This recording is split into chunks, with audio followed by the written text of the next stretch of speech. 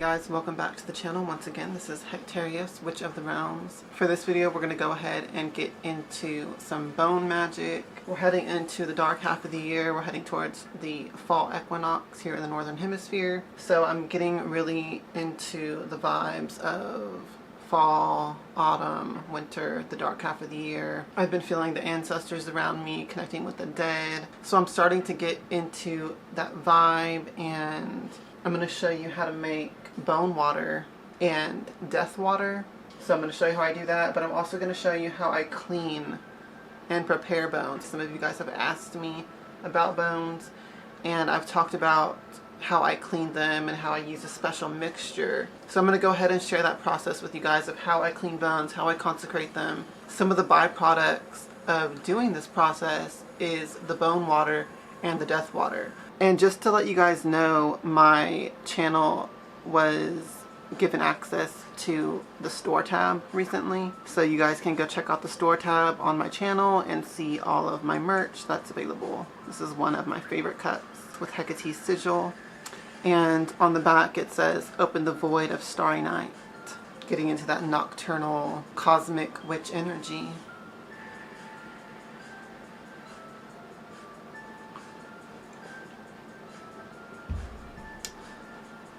Okay, so with that said, my brother brought me some bones a couple days ago. Like, he went out into the woods with his friends and he found a bunch of bones and he brought them to me. So I need to clean those, but I also remembered I had a bunch of bones outside in our little storage thing. So I went out and looked at some of those and brought some in as well to clean and consecrate. Some of those have been sitting out there for quite a while and I just have not cleaned them yet. Really, mainly there's ones that have like a lot of like skin and flesh and fur and stuff still on them, and I've just been like hesitating to go and finally clean them. Still not going to clean them now, but I did bring in some that have some skin and stuff on them because that's one of the key ingredients with the death water, and I wanted to make sure I brought some of those in so that I can make death water and show you guys how I make it as well. I'll clean the other ones at a later time. But as you can see, I have so many freaking bones. So you can see here I have this sort of cauldron relic thing that I created to be like a spirit vessel. So it just has a bunch of bones in it, placed artistically. So that's actually a spirit vessel that I've consecrated to the ancestors, and I use it to draw their energy in during the dark half of the year. So if you've seen this on my altar before, it's usually during the dark half of the year that I have this out. And yeah, that's what it is. It's a spirit vessel for the ancestors to draw in their power, draw in their presence, and give them this sort of little home to live in on my altar.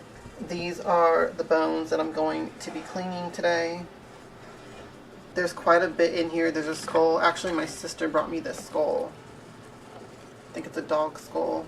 So some of these bones are some that I gathered myself. I found a dead snake on the railroad tracks, which I told you guys in a past video is a place where I go and look quite often. The railroad tracks near a wooded area especially are a good place to look. What I do is I go into the woods. There's a railroad track that goes through it.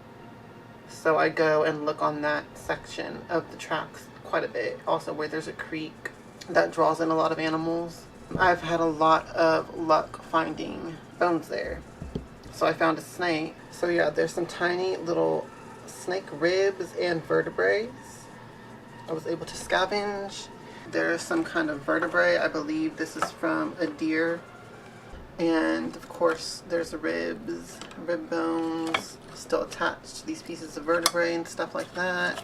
There is an antler. That also, my sister brought me that antler shed. This paw specimen.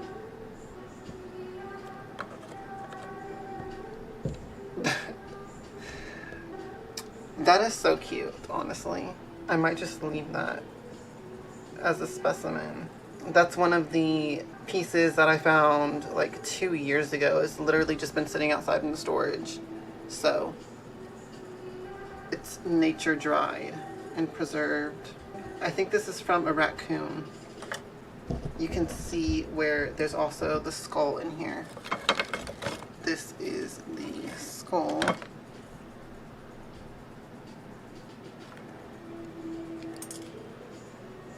With the skin and flesh still on there.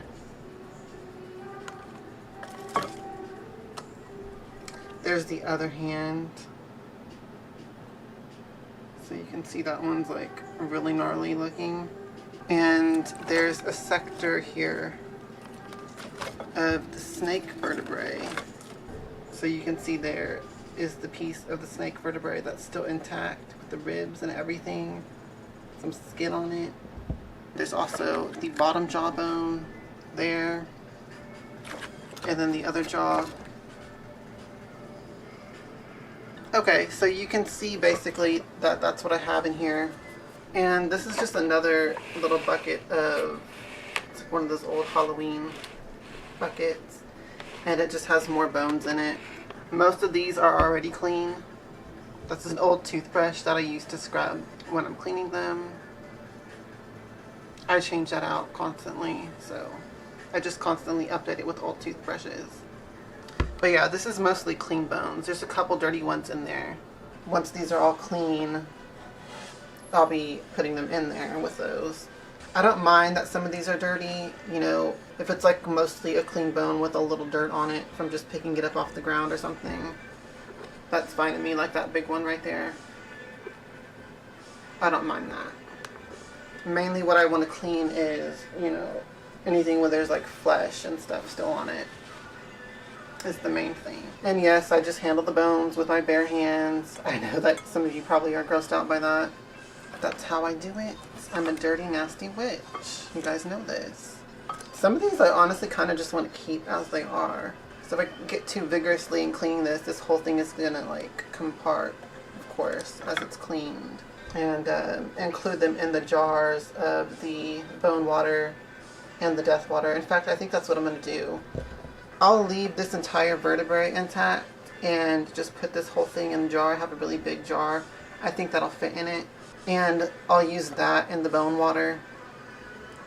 And I think I'll put the entire skull of the raccoon that still has skin on it.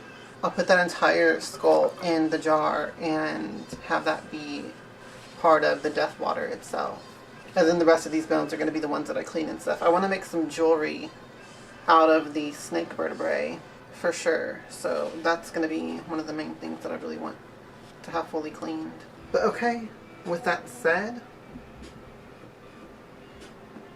we're going to go ahead and start getting into this. This is the big jar I was talking about to put the pieces of spine in. But this jar is actually really dirty.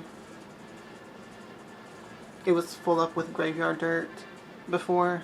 It's still dirty with that graveyard dirt that was in it. Perfect jar to use for this bone water.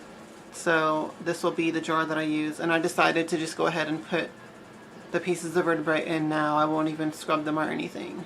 So they'll just be directly in there, and as I put the water in there, whatever's stirred loose will just come out into the water. So that's going to be the bone water jar. So yeah, I went ahead and put the raccoon skull into this jar. This will be the death water. I also picked off a little piece of flesh from one of the arms, so there's that in the bottom as well. And yeah, this will be the jar for the death water. I think that these little claws are adorable. This one looks so gnarly and creepy. And then the other one, this one. So yeah, here's the little claws. I'm going to just set them aside. I'm not going to scrub them or clean them or anything. I'm just going to leave them as specimens like this.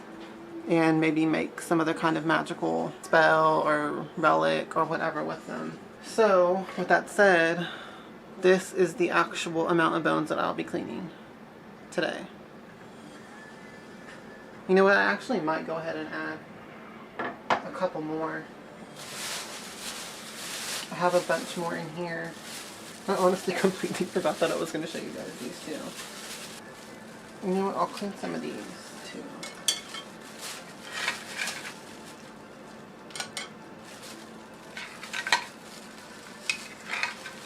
So,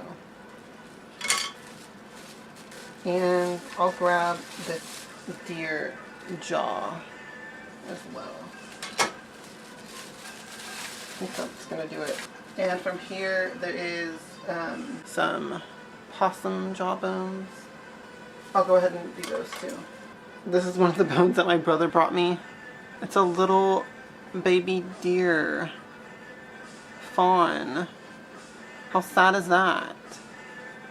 Poor baby deer. And there's a bunch of little teeny rib bones in here as well. I'm gonna grab all of those. I like to use rib bones for jewelry making, so that's the main reason why I'm gonna go ahead and clean those. So I'm also grabbing these little tiny bones like this,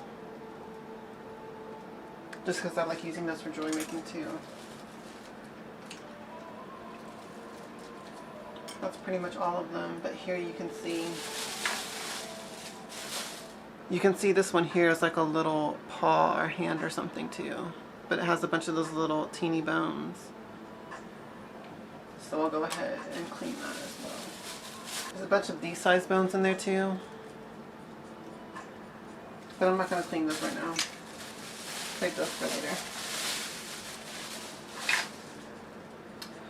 Okay, now I'm finally ready to go ahead and go start cleaning. I'll be back in a minute. Okay, so more or less this is what the process is like. I just, have the water running. I have the jars waiting on standby, so you can see all of the dirt. There's little flakes of stuff in there, roots, dirt, branches. And by the way, I use really hot water when I do this so that it gets everything loose quickly. But yeah, just give it a stir.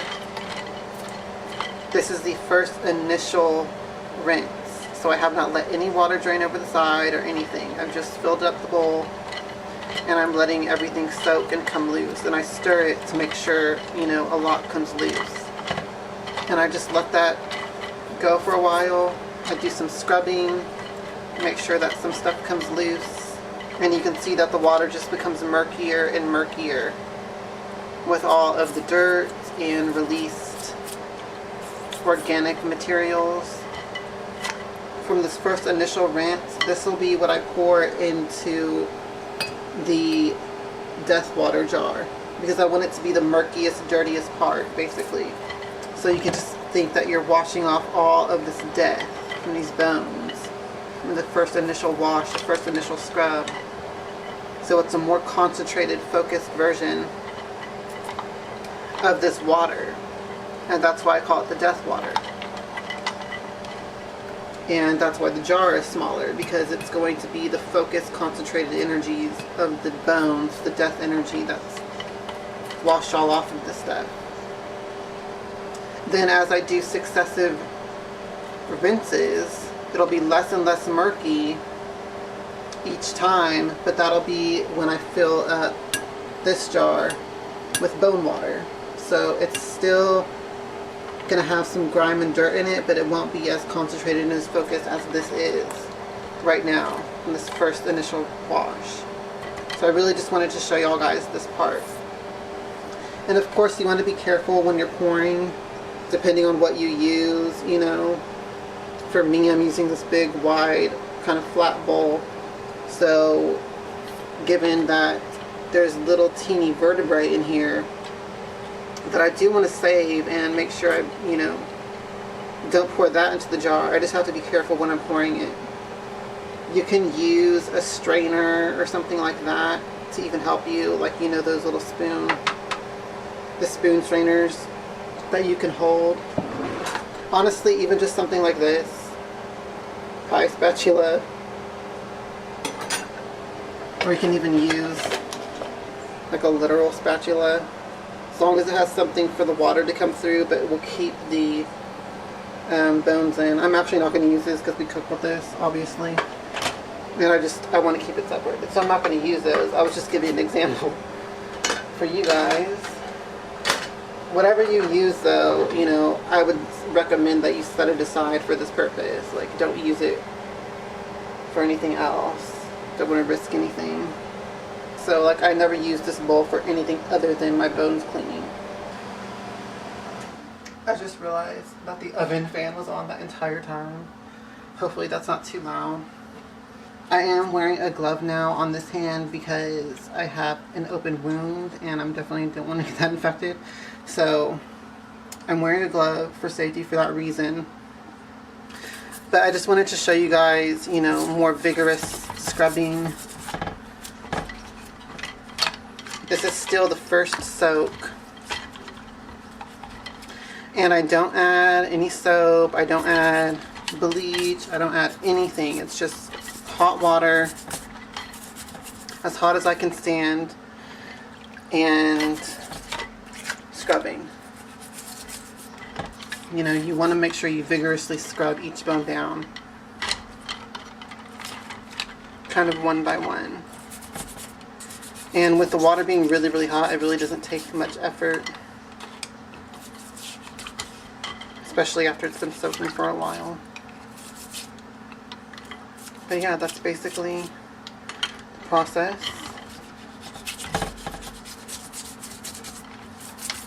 You just want to go through each bone one at a time and make sure you're scrubbing it. I actually could have made this hotter. Could have used hotter water, but I honestly kind of wasn't paying attention. I'll get to these littler bones. A lot of these didn't have much on them to begin with. There's only a few in here that really had a lot of like grime on them.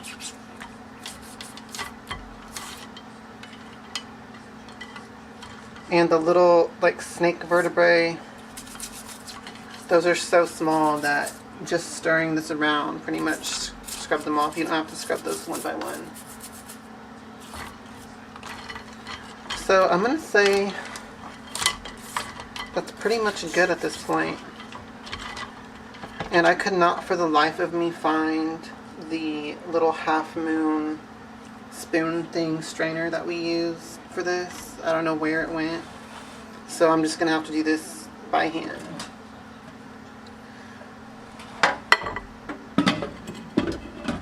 So I'll just take this,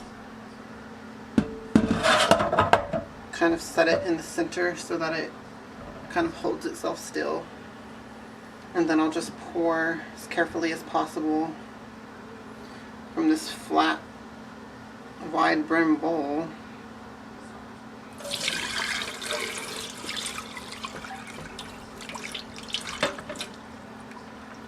And there we go, it's filled up.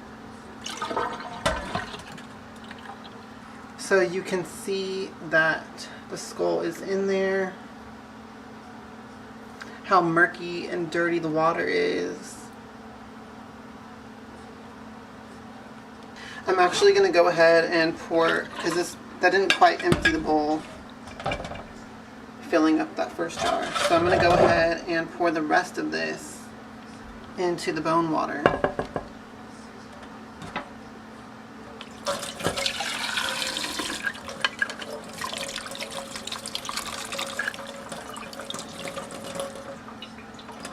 Interestingly enough, the bones kind of work as their own strainer.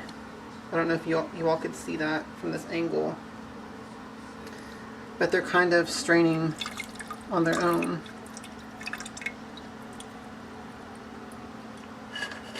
You can see we got that much. I'll do another soak. And I'll try to get the water a lot hotter this time. And just as it's filling up, I stir it around just to help anything else get loose.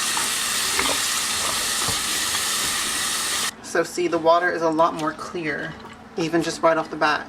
And as I continue to scrub this, more debris will come off, but it will never get as murky as the initial water did. Most important thing when you're making the death water, you want to make sure that you get the first initial soak for that concentrated energy. Now I'm going to go ahead and take this skull out after I give it one more scrub down, because it's pretty much cleanup. I'm going to be able to get it with just water. So now I'll just take the skull out, kind of set it aside like I did with this antler already. Kind of opened up the space a little bit to get more in there and scrub more. And on this soak, I just really want to try to find any bones that I missed on the initial one. Any that I might have missed or didn't scrub well enough. Honestly, this piece is really fleshy still. I might go ahead and just put this, I'm going to go ahead and put this piece into the bone water jar with the other pieces of the vertebrae too.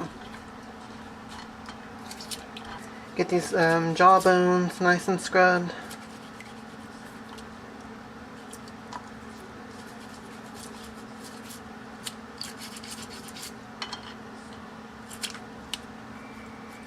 Oh, that one came apart. That's fine. It happens sometimes.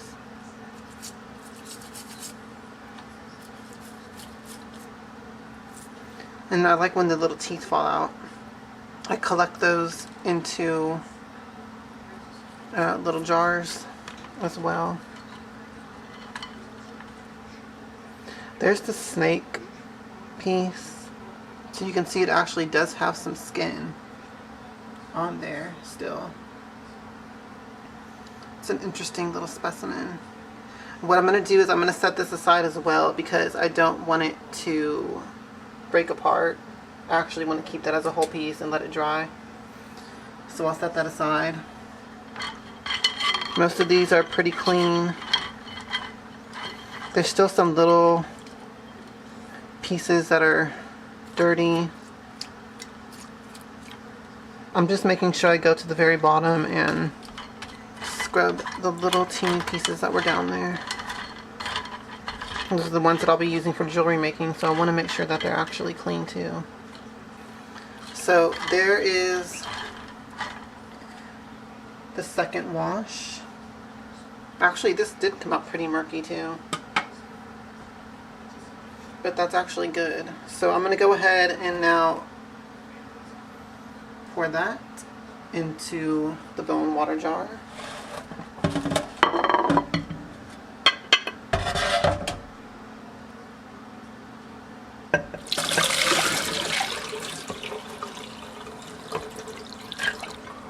I almost lost a little bone. Oh, it went in anyways. Oh well.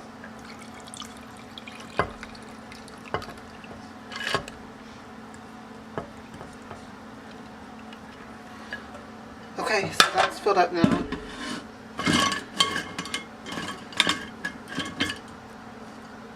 Now if you look in the bottom of this, you can see a lot of dirt is still in there because it just sinks to the bottom when you're pouring it out. So what I'll actually do is I'm going to go ahead and remove all of these bones and set them aside for a minute, and then I'll scoop out all of the dirt and put that into the death water jar. Not the bone water jar, but the death one. So basically just grab all these little bones, put them over to the side.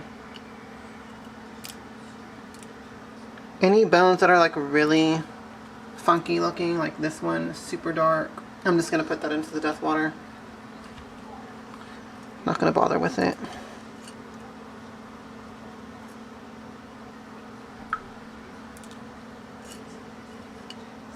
and anything that has a lot of flesh on it still.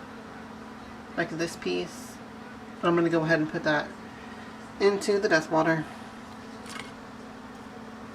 So once I get all these little vertebrae pushed aside, I'll make sure I get all these little rib bones from the snake as well.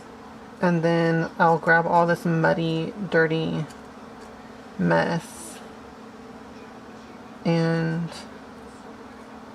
put that into the death water jar. Okay, why is that one vertebrae keep going back in? Okay, all of this leftover stuff right here, this dirt, this mess, this is the good stuff. This is what you want to put into your death water. So I'll just gather that up, put it right in.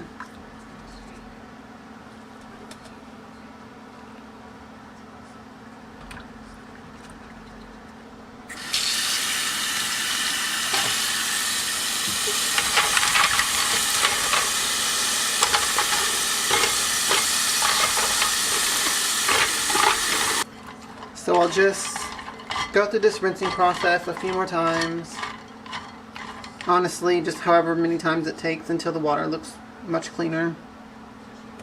Or as clean as I would like it to be. And I'll call it after that. Okay, so when you more or less reach this stage, this is several rinses and scrubs through. There's still some dirt floating around in there and stuff, and on the bottom, but that's basically the dirt that keeps catching on the rim of the bowl itself when I pour it out. It's not actually any dirt coming off the bones anymore itself. So once the bones themselves are cleaned, there's no more dirt coming off of them, you'll just want to take them out and fully dump out the bowl and rinse it completely so there's no more dirt in it at all, and then just put the bones back into the bowl itself. So I'm going to do that off camera. Okay, so I'm back after getting all of the bones. What I did for my specific situation, since I had all of those little teeny tiny snake bones in here, I actually went ahead and just left some water in and then just picked them out one by one. It was a very meticulous, tedious process, but I want you to see how small some of these bones are. This one of the smallest vertebrae bones that was in there. And these are how small the rib bones are.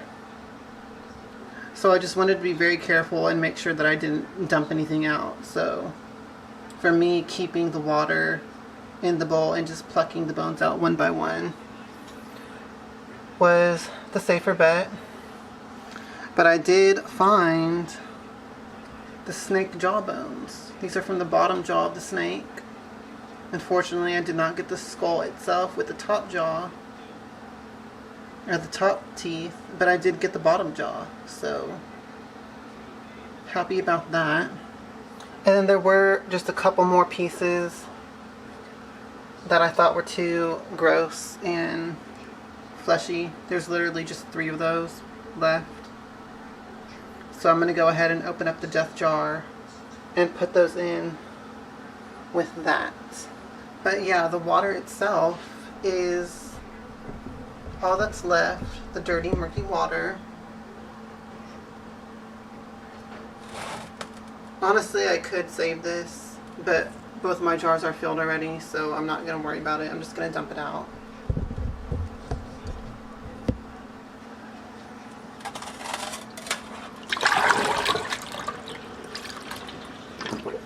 And then give the bowl a good rinse.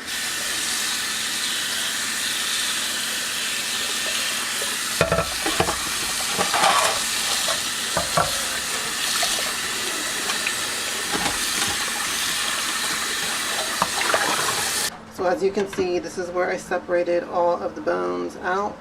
I made sure I put a napkin down so none of the little teeny ones would fall down the drain or anything. But now that that's done, I'm going to go ahead and put all of these back into the bowl.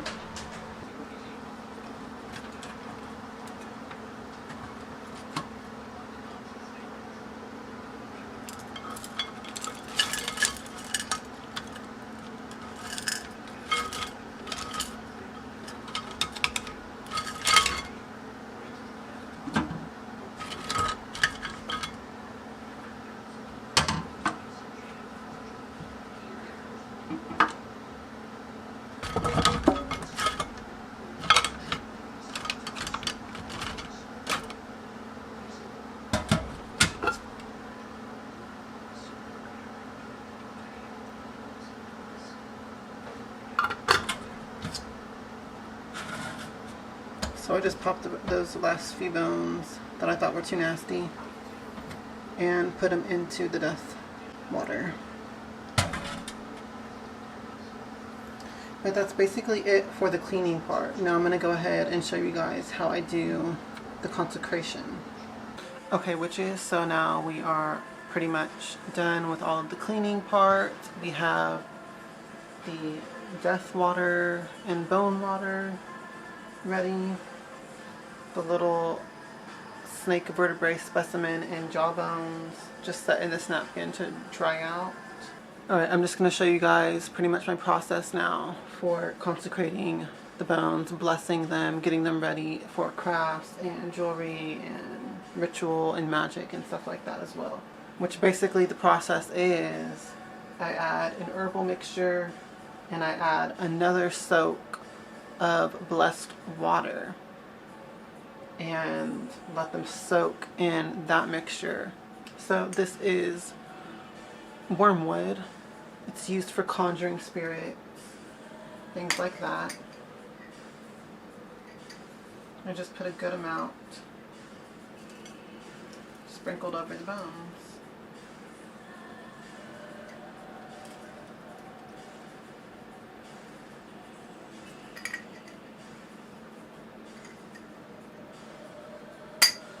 Next, I'll grab some lavender.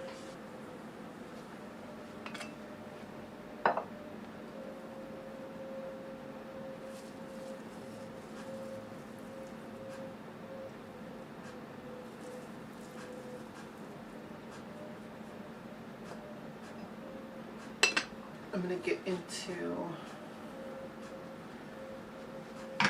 this bowl. I have to get down to the bottom of it because I have a bunch of rosemary and carnation petals mixed in here. I like to just grab a big pinch of that.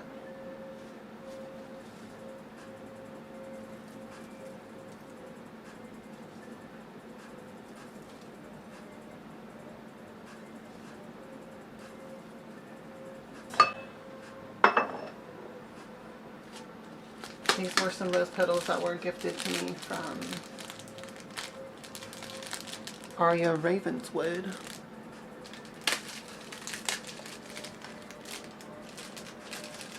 The roses and the rosemary are really the main part that I like to always add, as well as wormwood.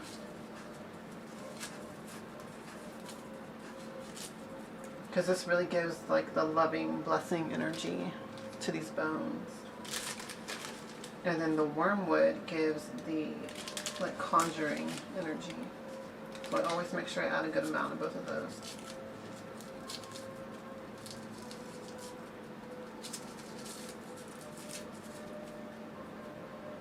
That's good.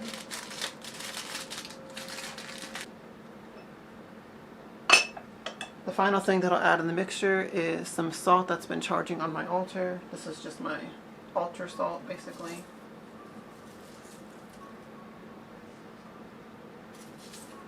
So I add a good amount of that too for blessings. Find a piece of rose quartz and a piece of amethyst. So I grabbed some amethyst and rose quartz. Hopefully you can see that. Just 3 each. And I like to use amethyst and rose quartz because they're really powerful blessing stones. The amethyst is highly spiritual and in tune with the higher dimensions and divine energy, and the rose quartz is very loving and attuned with a more earthly divine energy, if that makes sense, through love, right? And I'll sort of just try to set them in a triangle shape. So the 3 rose quartz and then the 3 amethyst.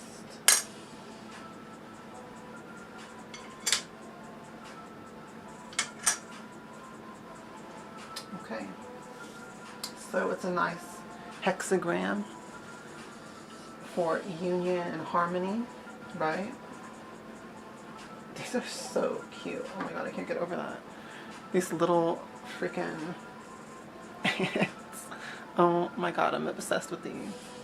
We stand. That's basically all for this little mixture. So I'll show you guys a close-up real quick so you can see the mixture. Let me bring this light over. And that's what we have. All the nice ingredients together in the bowl. Our disgusting, murky, darker magic over there. We also stand, love, and we're obsessed with that. Right? Leave me a like and a comment if you agree. Now all I will do is go ahead and pour some blessed water over the top of this and let them steep in this nice brew mixture. So we have 2 types of energies going on here with necromancy, right?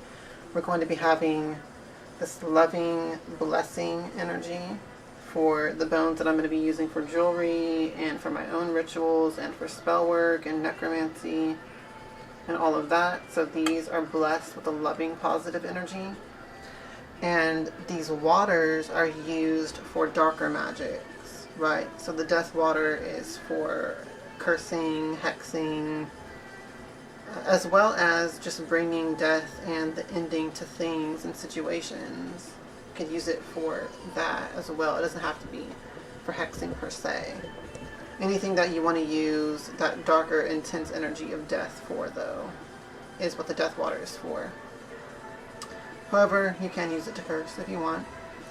And the bone water as well is used for just, I mean, pretty much you can use both of these for the exact same purposes. The only difference is the death water is, once again, the more concentrated form, because it's that initial rinse.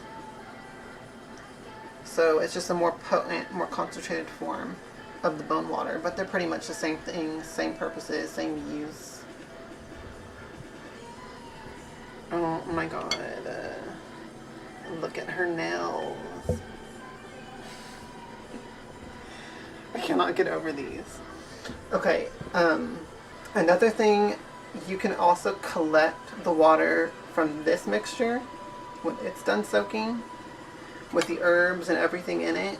You can just collect all of that into its own jar, and that can be a necromantic blessing water. But for now, let's go ahead and pour some water over this. It's only 3:39 in the afternoon. It's kind of getting dark in here. My full moon water. That's what we have going on here.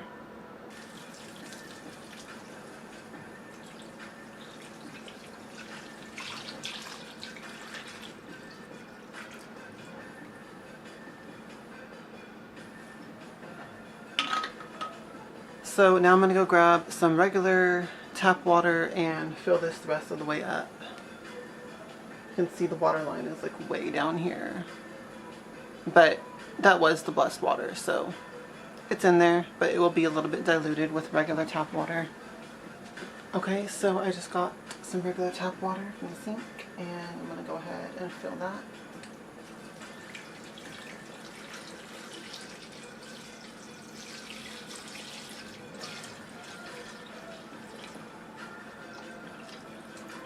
Looks like I got just enough. Now this I don't really stir or anything, I just let it soak. Let's take a closer look at this. Nice and pretty. Beautiful, loving vibes and energies. Can't you just feel it radiating out of that?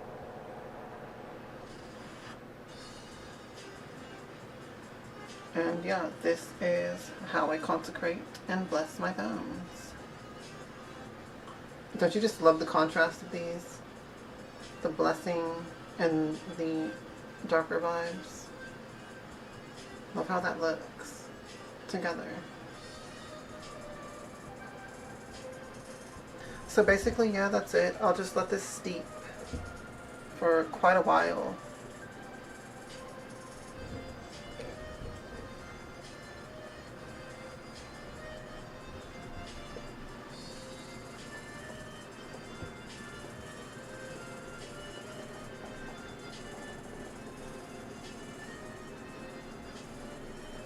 Okay guys, well that's basically going to cover it for this video. I just wanted to share this process. Like I said, I've talked about using bones before. I've talked about bone water and cleansing, cleaning bones and everything on the channel. I've just never actually shown my process of doing it. So I wanted to go ahead and share that with you guys today.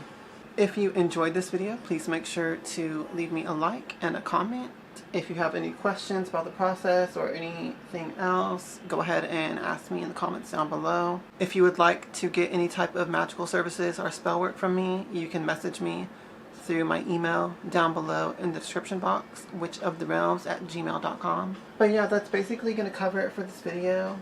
I will let this soak probably for like a day, maybe even 2. What I like to see is the water evaporating a bit, and once it feels right to me that they've soaked long enough, I will go ahead and dump the water out and set the bones out to dry directly in the sunlight. That's how I like to dry them. And once that is complete, they are ready for use. Like I said, you can collect this water as well if you want and jar that up and use it as a necromantic blessing water as opposed to these darker hexing dark arts waters. But that's basically all. Hope you guys enjoyed. And don't forget as well that my Patreon is active, so you can click the link in the description box down below or click the link at the end of the video and go check out my Patreon for all of my advanced courses and lessons on witchcraft and magic and my gnosis with Goddess Hecate as well. And I would like to thank my current patrons. Thank you guys for watching, and if you would like to see more content like this, make sure that you subscribe, like, and leave a comment. Until next time, as always, hail Hecate, hail to the witches, and blessed be.